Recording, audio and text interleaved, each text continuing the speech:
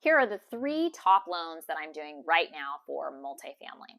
The first is interest only. In a low cap rate environment that we're in right now, these days most people are taking interest only, whether it's to increase cash flow while they're raising rents or doing value add, or just to take that extra cash flow for as long as they can. The second most popular loan is a rent increase program. So with cap rates, again, I think the theme is cap rates are super low right now. So the lower the cap rate, the lower your loan amount on an apartment building.